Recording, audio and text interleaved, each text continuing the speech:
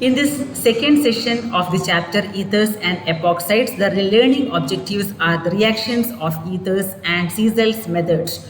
In ether, the presence of two lone pairs of electron on oxygen atom enables ether to form salt with strong acids. So, when an acid like sulfuric acid is made to react with ether molecule, H2SO4 will dissociate to form H plus and HSO4 minus, where H plus is electron deficient.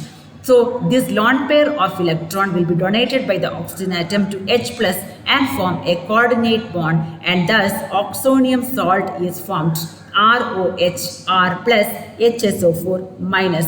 So the same property is applicable to form stable complexes with metal ions also. So ROR plus BF3, there will be a coordinate bond between oxygen and boron by the donation of the lone pair of electron, and a stable complex will be formed between ether molecule and BF3. Similarly, when Grignard reagent is made to react with ether molecule, the magnesium metal of Grignard reagent will combine with two molecules of ether molecule through two coordinate bond, and a stable complex will be formed.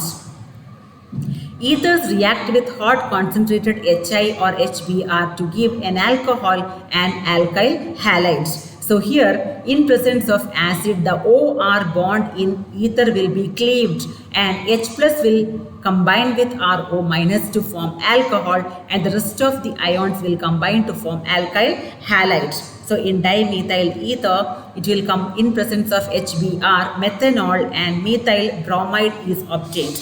Another property shown by ether molecule is auto-oxidation, which will take place when ether molecule is exposed to atmospheric oxygen or when there is a long-term contact with oxygen molecule.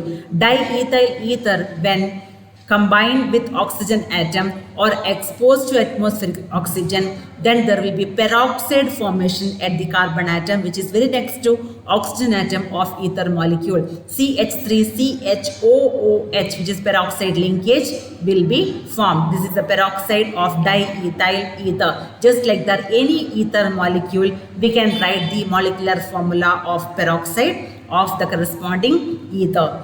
Another qualitative and quantitative method of determining ether is Ciesel's method. Here we can make out the presence of ether as well as we can make out the quantity of ether present in a sample through this method. So here the sample is treated with a mixture of acetic acid and hydrogen peroxide in a test tube.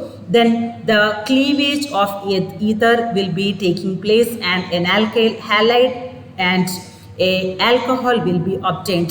The corresponding alkyl halide, when treated with silver nitrate, silver iodide, which is having a low color, will be formed, which is filtered, washed and weighed to quantitatively calculate the number of iodine atom and hence alkoxy group. So this method, this procedure can be applied to find out the quantitatively the number of moles of ether molecule present in a sample, as well as the presence of ether also can be determined.